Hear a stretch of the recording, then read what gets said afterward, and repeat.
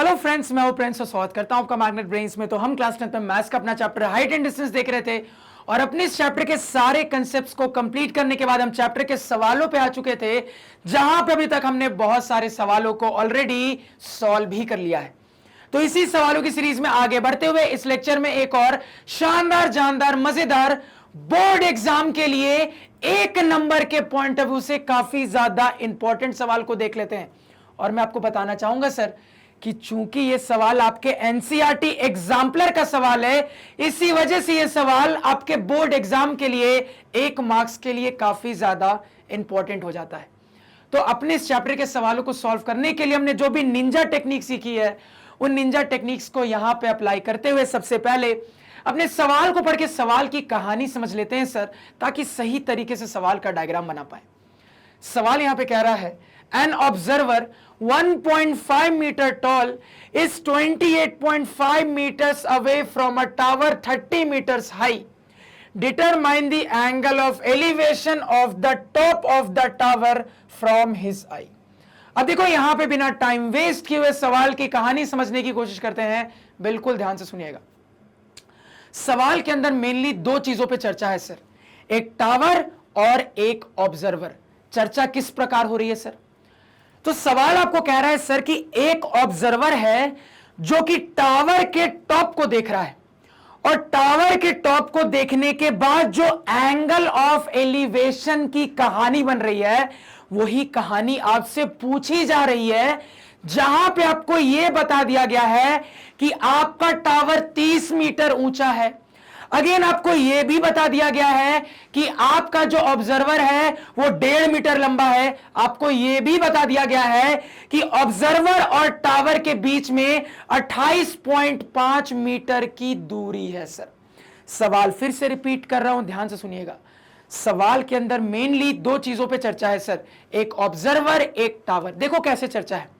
तो सवाल कह रहा है कि एक ऑब्जर्वर है जो कि टावर के टॉप को देख रहा है, और टावर के टॉप को देखने पे जो एंगल ऑफ एलिवेशन की कहानी बन रही है, वही कहानी आपसे यहां पे पूछी जा रही है, जहां पे आपको बता दिया गया है कि आपका टावर 30 मीटर ऊंचा है, आपका ऑब्जर्वर 1.5 मीटर लंबा है, और ऑब्जर्वर और टावर के बीच की जो दूरी है वो 28.5 मीटर की है सर।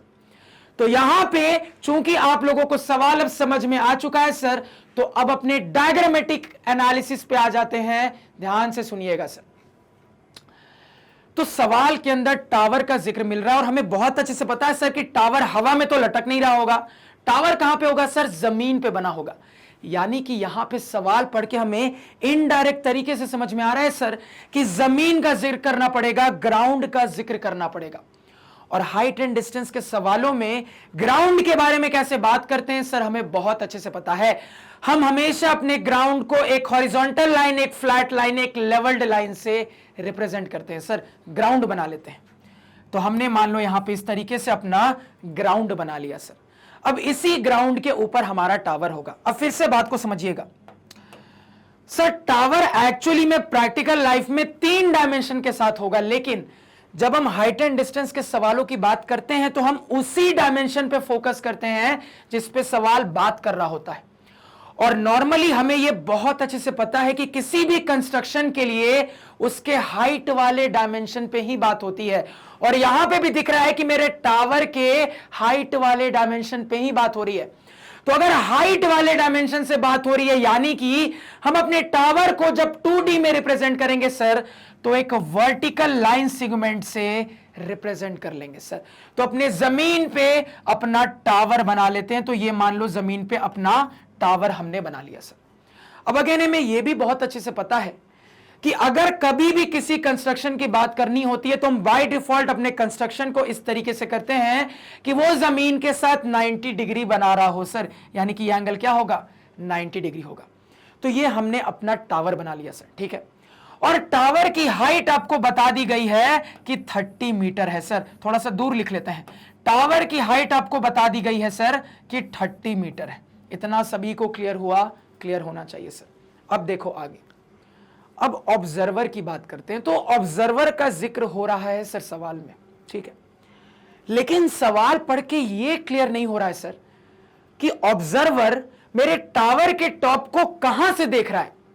वो जमीन से टावर के टॉप को देख रहा है, वो बीच हवा में लटक के टावर के टॉप को देख रहा है, या आसमान से टावर के टॉप को देख रहा है। सर सवाल पढ़ के ऑब्जर्वर का तो जिक्र मिल रहा है, लेकिन यह समझ में नहीं आ रहा है कि मेरा ऑब्जर्वर एक्चुअली में कहां से टावर के टॉप को देख रहा है।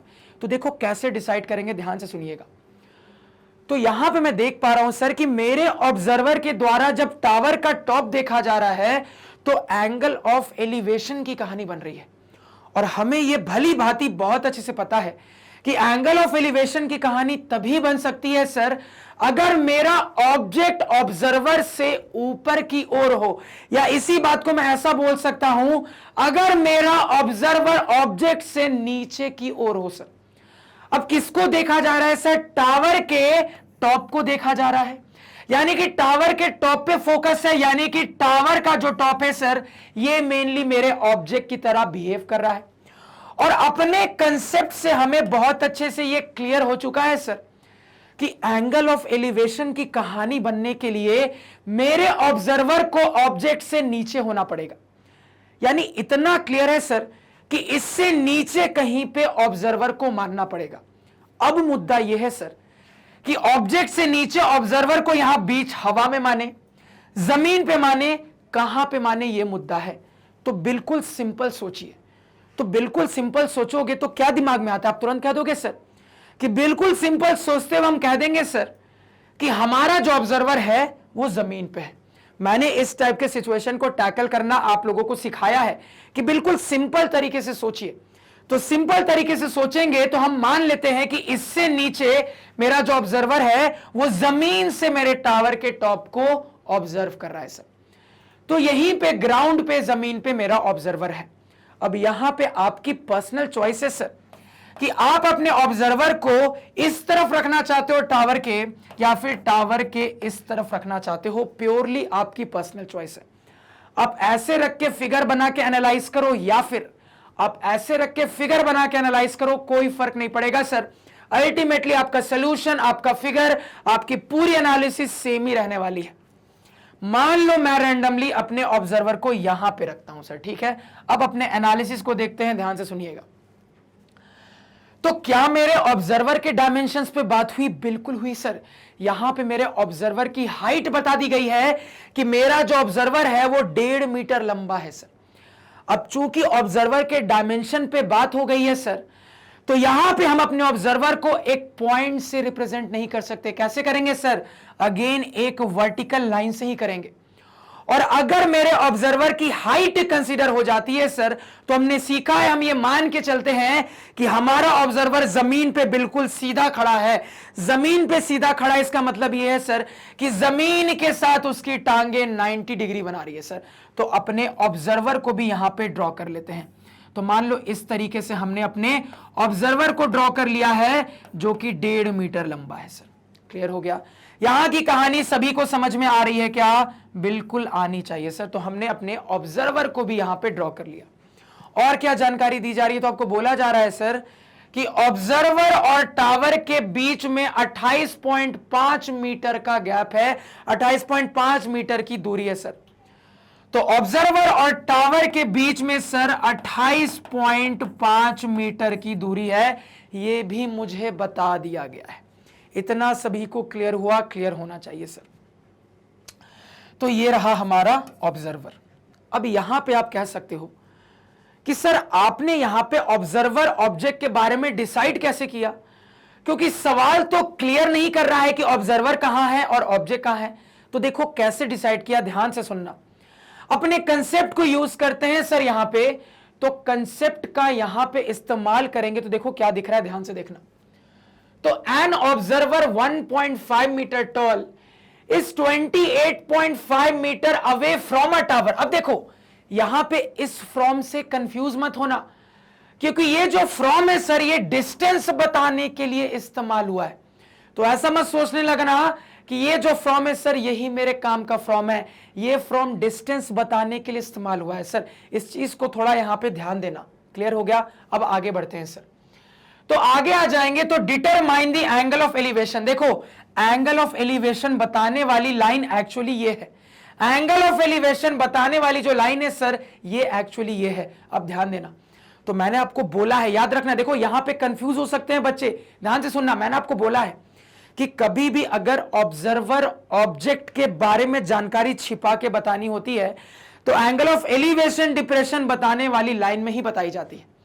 अब बच्चे के दिमाग में चल रहा है कि सर ने कहा था फ्रॉम ऑफ ढूंढो, तो उनको फ्रॉम दिख गया, फ्रॉम का इस्तेमाल टावर के लिए हो रहा है, उनको लगेगा टावर पे ऑब्जर्वर है। अरे भैया ध्यान दीजिए, सबसे पहले तो आपकी जो ये वाली पहली लाइन है सर, ये आपकी काम की लाइन ही नहीं है, क्योंकि यहां पे एंगल ऑफ एलिवेशन डिप्रेशन की तो बात ही नहीं हो रही। और ऐसे भी समझ में आ रहा है सर कि ये जो फ्रॉम का इस्तेमाल किया गया है, ये डिस्टेंस के बारे में बताने के लिए किया गया है। ये समझ में आया सभी को सर? तो ये तो मेरी काम की लाइन ही नहीं है, इसको तो देखना ही नहीं है। काम की लाइन कौन है? नीचे वाली है, क्योंकि नीचे वाले लाइन में एंगल ऑफ एलिवेशन की बात है सर, इसमें फ्रॉम ऑफ की बात करेंगे। अब यहां पे आ जाओगे तो दिख रहा है सर कि फ्रॉम हिज आई, यानी कि फ्रॉम का इस्तेमाल ऑब्जर्वर के आई के लिए हो रहा है, तो ऑटोमेटिकली क्लियर है सर कि यहां पे ऑब्जर्वर की बात है।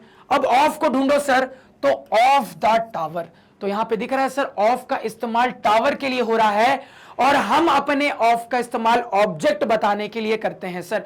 यानी कि यहां पे इनडायरेक्ट तरीके से मुझे क्लियर है कि मेरा जो टावर है और उसमें भी जो टावर का टॉप है, ये ऑब्जेक्ट की तरह बिहेव कर रहा है।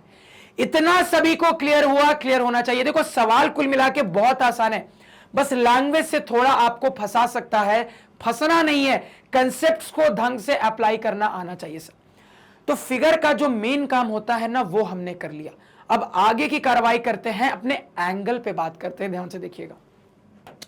तो एंगल बनाने के लिए हमें बहुत अच्छे से पता है सर, हॉरिजॉन्टल बनाना पड़ेगा, लाइन ऑफ साइट बनाना पड़ेगा। पहले हॉरिजॉन्टल बना लेते हैं, तो ऑब्जर्वर अपनी आंखों से सीधा देख लेगा, हॉरिजॉन्टल बन जाता है सर। और हमने बहुत अच्छे से अपने कंसेप्ट के लेक्चर में सीखा है कि अगर मेरे ऑब्जर्वर की हाइट कंसीडर होती है, तो हाइट में जो टॉप मोस्ट पॉइंट होता है उसी को ऑब्जर्वर की आंखें मानते हैं। यानी कि मेरे हाइट का यही टॉप मोस्ट पॉइंट है, यही ऑब्जर्वर की आंखें, आंखों से सीधा देख लेगा सर, हॉरिजॉन्टल मिल जाएगा। हॉरिजॉन्टल यहां पे हमें मिल चुका है। थोड़ी सीधी लाइन बना देते हैं, ये थोड़ी सी टेढ़ी लग रही है सर, तो यहां पे हमें अपना हॉरिजॉन्टल अब मिल चुका है। इतना समझने में किसी को कोई दिक्कत, यहां पे कोई परेशानी क्या नहीं होनी चाहिए। अरे यार सीधी लाइन नहीं बनती है, बड़ी मेहनत है सीधी लाइन बनाने में, ठीक है। तो हॉरिजॉन्टल बना लिया। अब लाइन ऑफ साइट कैसे बनता है सर?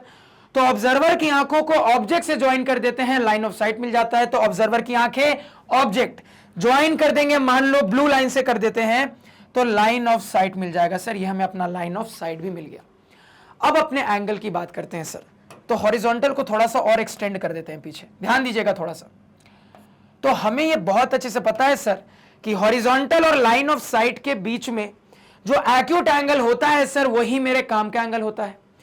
तो हॉरिजॉन्टल लाइन ऑफ साइट के बीच में एक ये एंगल भी है सर, एक ये एंगल भी है। काम का कौन होगा? एक्यूट, यानी कि ये वाला नहीं होगा सर।